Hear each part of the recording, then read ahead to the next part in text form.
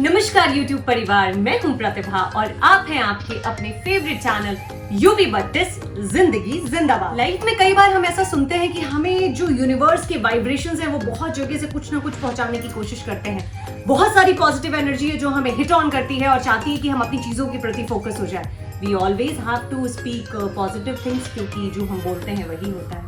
पर कहाँ होता है?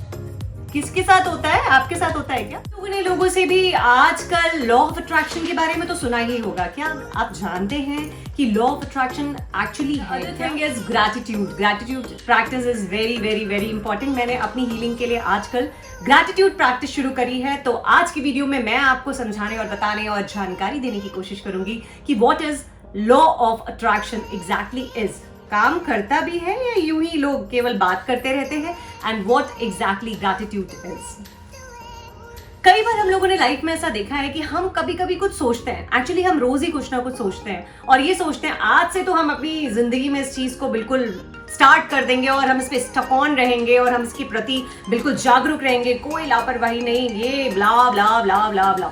अब मैं एग्जाम्पल शुरू करती हूँ, एक बहुत छोटा सा एग्जाम्पल जो कि मुझे लगता है कि किसी न किसी ने कभी ना कभी जीवन के किसी न किसी पड़ाव में ऐसा करने की कोशिश जरूर की होगी। यानी कि हम कल से जिम जाएंगे। ऐसा होता है कि हम लोग ऐसा बोलते हैं कि हम तो कल से जिम जाएंगे और उसके बाद तो जब बाहर निकलेंगे तो भाई साहब मतलब देख करके हमारे बॉडी को और हमारे मतलब एक्सरसाइज शेड्यूल को दुनिया सख्ते में आ जाएगी कि भाई ऐसे ही बनना है, हमें तो ऐसे ही करना है। एक दिन जाता है, 2 दिन जाते हैं, हफ्ता भर जाता है, शायद महीना भर कंटिन्यू कर लेते हैं। उसके बाद हमारे दिमाग से क्या आती है, एक बार आज छुट्टी मार लेते हैं, आज तो चल जाएगा ना, आज इट्स ओके, कोई बात नहीं। तो ऐसा करते करते हमारा दिमाग 2 दिन बाद हमें फिर से वही इंडिकेशन देता है, क्या आज भी छुट्टी मार सकते हैं, इट्स ओके, या फिर चीट डे खा सकते, कुछ भी खा सकते हैं। तो ऐसा क्यों होता है? अब ऐसा हुआ तो क्या हुआ, हमारा जो फ्रीक्वेंट एक प्लान चल रहा था, वो कस्में, वो वादे कि हम जिम जाएंगे, हम बिल्कुल शरीर एकदम अपना ऐसा बनाएंगे, लोगों को देख करके हम मोटिवेट कर देंगे, सारे के सारे रह जाते हैं धरे के धरे और हमारा स्केड्यूल वहां से ठप हो जाता है। हर जिम जाने वाले की कहानी ये नहीं होती, पर ज्यादातर जिम जाने वालों की कहानी यही होती है। यहाँ पर हम आपको बताते हैं 2 लॉज जो काम करते हैं। पहला लॉ काम किया जब आपने सोचा कि आप अपने लिए कुछ मोटिवेटिंग करेंगे और आप जिम जाएंगे। आप उसके लिए आपको उठना भी पड़ा, उसके लिए आपको जाना भी पड़ा, कंटिन्यूअसली अपनी बहुत सारी चीजों को रोकना भी पड़ा और थामना भी पड़ा, फिर भी आपने वो काम किया। यानी लॉ ऑफ अट्रैक्शन पहला वाला काम कर रहा है, क्या आपको मोटिवेट भी रख रहा है, आप जा भी रहे हो, आप काम भी कर रहा है। अब कहीं ना कहीं आपके अनकॉन्शियस ब्रेन में क्या आया, भाई ये हमारे बस की बात नहीं है और कौन रोज सुबह सुबह इतनी चीजें करेगा, और चल तो आए 1 महीना, कोई खासा फर्क नहीं दिख रहा है और ऐसी कोई जादू की छड़ी नहीं घूमी है, तो अगर स्किप आउट कर देते हैं तो कोई फर्क नहीं पड़ता। यहां से काम करना शुरू कर देता है लॉ ऑफ अट्रैक्शन नंबर 2। यानी हमारा दिमाग हमें ऑपोजिट डायरेक्शन में मोटिवेट करने लग जाता है। किस लिए? यार इट्स ओके, कोई बात नहीं, अगर तुम छुट्टी ले भी लेते हो तो कोई फर्क नहीं पड़ता। तो यानी यहाँ पे लॉ ऑफ अट्रैक्शन ने पहले आपके लिए काम किया, आपको मोटिवेटेड रखा, उसके बाद आपको जब अंदर से अनकॉन्शियस ब्रेन में ये थॉट आया कि ये काम आपसे नहीं हो सकता है, या ऐसा करने के बावजूद आपके जीवन में आपको कोई फर्क दिखाई नहीं पड़ रहा है, वहां से लॉ ऑफ अट्रैक्शन आपके ऑपोजिट काम करना शुरू कर देता है। तो एग्जैक्टली मैं यहाँ पे आपको बताना चाहती हूँ कि जब चीजों के लिए हम मोटिवेटेड होते हैं, आज सच वो कोई भी काम हो सकता है, लाइफ का स्केड्यूल हो सकता है, बाहर आने जाने का स्केड्यूल हो सकता है, गेम्स का स्केड्यूल हो सकता है, पढ़ाई का स्केड्यूल हो सकता है, मेनी मोर स्केड्यूल्स, जो भी हम सोचते हैं, जिन भी चीजों के बारे में हम सोचते हैं, तो वहां पर इस तरीके से ये हमारा लॉ ऑफ अट्रैक्शन अगर देखा जाए तो हमारे अंदर भी कहीं ना कहीं कुछ जानवरों जैसी प्रवृत्तियां होती हैं। जी हाँ, समझ की वजह से हम अलग होते हैं जानवरों से और हम इंसान कहलाते हैं, क्योंकि हमारे अंदर सोचने समझने की बौद्धिक क्षमता होती जानवरों में भी है, लेकिन हमारे अंदर कुछ लेवल अप तरीके से होती है, इसलिए हम अपने आप को इंसान कहते हैं। लेकिन हमारे अंदर का जानवर भी कहीं ना कुछ चेस करने के लिए भाग रहा होता है। अब मैं यहाँ पे आपको उदाहरण देती हूँ कि एक चीता है और वो भाग रहा है। आपने अक्सर डिस्कवरी या नेशनल ज्योग्राफिकल चैनल्स पे देखा होगा कि वो भाग रहा है अपने फूड के लिए, और हिरन भी बहुत तेज भाग रहा है और चीता भी बहुत तेज भाग रहा है, और कभी ना कभी तो वो उसको पकड़ लेता है। और कई बार ऐसा भी होता है कि लकीली जो हिरन है वो चकमा देकर के उसको निकल जाता है या उसकी पहुंच या ग्रिप से बहुत दूर भाग जाता है। तो वहां पर चीता क्या करता है, वहां पर चीता उसके पीछे नहीं दौड़ता रहता, वो वहां रुक जाता है। यानी उसको क्या करना है, वहां पर उसको अपनी मेंटल एनर्जी को और अपनी फिजिकल एनर्जी को सेव करना है। किस लिए? एक अगले सफल शिकार के लिए। अगर वो उसी के पीछे दौड़ता रह जाएगा या जानता है वो उसे चीज नहीं कर पाएगा, उसका दिमाग कहीं ना कहीं उसे इंडिकेट कर देता है। तो ये भी कहीं ना कहीं लॉ ऑफ अट्रैक्शन में काम करता है। अब मैं आगे बताती हूं कि कैसे काम करता है। इसी तरीके से हमारे अंदर भी एक ऐसा ही जानवर है जो किसी गोल को चेस करने के लिए भाग रहा है। अगर हम उसके प्रति बहुत ज्यादा उत्साहित है और हमें ऐसा लगने लग जाता है कि हाँ ये चीज हम अचीव कर सकते हैं, तो वहां पर हमें क्या होता है, हमारे लिए लॉ ऑफ अट्रैक्शन ऐसे काम करने लगता है कि हमारे जो सबकॉन्शियस ब्रेन है वहां से कुछ वाइब्रेशंस निकलती हैं और वो हमें बताती हैं, वो चीजों को अट्रैक्ट करती हैं कि हाँ हम कर सकते हैं। अगर हमें किसी चीज का रिजल्ट अच्छा दिखना शुरू हो जाता है तो हम अपने अंदर की बाकी बची हुई जान भी उसमें झोंक देते हैं, जिसकी वजह से सफलता हमें मिलती है। और इस तरीके से आपका लॉ ऑफ अट्रैक्शन काम करता है। लॉ ऑफ अट्रैक्शन जब धीरे धीरे वर्क करना शुरू कर देता है तो हमें चीजें, उपलब्धियां दिखना शुरू हो जाती हैं, जिसकी वजह से हम क्या करते हैं, भगवान के प्रति एक ग्रैटिट्यूड रखते हैं, उन्हें थैंक यू करते हैं हमारे सामने ऐसी परिस्थितियां लाने के लिए, चीजें करने के लिए। तो ये लॉ ऑफ अट्रैक्शन जो है वो आपकी लाइफ में हवा में काम नहीं करेगा कि आपने सोच लिया और चीजें होना शुरू हो जाएंगी। नो, या आप केवल चीजों को जपते रहेंगे, आंख बंद कर ली आपने, अगरबत्तियां जला ली हैं और धुआं कर दिया और आप बस कह रहे हैं नहीं मैं तो ये काम मेरी जिंदगी में हो जाएगा, ऐसा भी होना चाहिए, ऐसा भी हो जाएगा, वैसा भी हो जाएगा, और आप बैठे बैठे केवल सोच रहे हैं। ऐसा नहीं होता है। लॉ ऑफ अट्रैक्शन भी आपकी सोच और सोच के साथ आपके किए गए कामों पे, आपके हार्ड वर्क पे और आपके द्वारा बनाए गए एक ब्लूप्रिंट पे काम करता है। जब आप अपना गोल बनाते हैं तो आप उसको चेज करने के लिए सबसे पहले एक रणनीति तैयार करते हैं। उस रणनीति के तहत आप रिटन प्लान्स भी बनाते हैं। ये सारी चीजें लॉ ऑफ अट्रैक्शन का हिस्सा है। लेकिन अगर आप सोचे कि आपको कुछ करना ही ना पड़े और सारी चीजें अपने आप लाइंड हो जाए, आप सिर्फ माला जपते रहे और चीजें हो जाए, तो मुझे नहीं लगता कि इस चीज पे कोई लॉ काम। बहुत जरूरी है कि हम अपने जीवन में एक श्रृंखला बनाएं, हम अपने जीवन में कामों के बीच में से कुछ ऐसा अपने लिए टाइम निकालें, और उसके लिए यस ऑफ कोर्स मोटिवेशन और मोटिवेटेड रहना दोनों ही बहुत जरूरी होता है। लॉ ऑफ अट्रैक्शन ये है कि आपको अपने अंदर बिलीव करना है और अपने सबकॉन्शियस ब्रेन को ये यकीन दिलाना है हम कर सकते हैं, ये हमसे हो जाएगा। लेकिन कहीं ना कहीं दिमाग में जब ये चीज आ जाती है, अगर आप किसी बहुत ही बेहतरीन डांसर को जब आप ये चैलेंज करते हैं कि तुम्हें आज क्रिकेट खेलना है और उसे क्रिकेट के बारे में कुछ भी नहीं पता है, तो कहीं ना कहीं उसके दिमाग में पहले ही ये थॉट आ जाता है कि ये मेरे बस की बात नहीं है,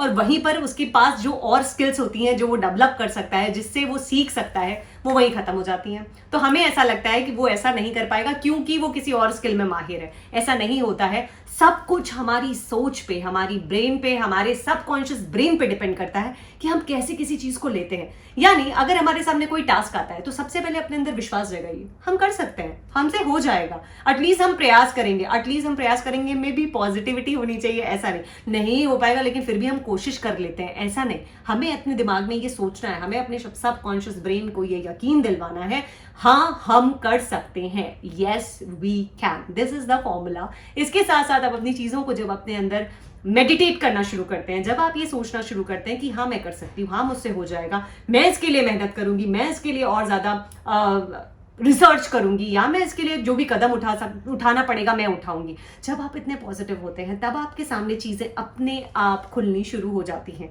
इसे कहते हैं लॉ ऑफ अट्रैक्शन, इसे कहते हैं यूनिवर्स का वाइब्रेशन, जो आपके सोचे गए क्रियाकलापों पे इफेक्ट करता है, इम्पैक्ट करता है।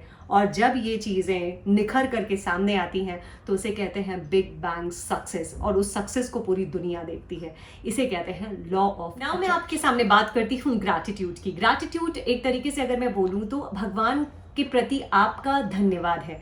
ग्रैटिट्यूड प्रैक्टिस हमें इस तरीके से करनी है कि हमें बहुत सारे शिकवे और शिकायतें होती हैं, हाँ सही है, अपने से है, घर वालों से है, रिश्तेदारों से है, दोस्तों से है, बहुत सारी चीज़ों में हमें शिकायतें हैं, ये रह गया, ये नहीं हुआ, वो हुआ, उसने ऐसा कहा, इसने ऐसा कहा, बहुत बहुत बहुत तरीके की चीज़ें। और जब कोई नहीं मिलता है तो फिर मिलते हैं भगवान जी, और हम उनसे भी शिकायतें करते हैं, तुमने ऐसे नहीं किया भगवान जी, क्यों मेरे साथ ऐसा किया, नहीं क्यों, मेरे को ही क्यों ऐसे इतने सारे कष्ट दे दिए। तो अभी हमें क्या करना है, अपने दिमाग को शांत रखना है और आज से ही वो ग्रैटिट्यूड प्रैक्टिस करनी है, जैसे कि जो हमारे पास है, जो भी आपने हमको दिया है वो भी बहुतों के पास नहीं है। हे परमपिता परमेश्वर, आप बहुत ज्यादा महान हैं, आपकी वजह से मेरे पास इतनी चीजें हैं। मैं आपको दिल से धन्यवाद करती हूं या करता हूं। It is a kind of gratitude जो आप भगवान के प्रति रखते हैं। जब भी सोने जाइए इसको प्रैक्टिस कीजिए, आप देखिएगा आपके जीवन में कुछ सकारात्मक परिवर्तन होना शुरू। पॉजिटिव चेंजेस को आप कई तरीके से जोड़ सकते हैं। आप इसे ईश्वर से जोड़ सकते हैं,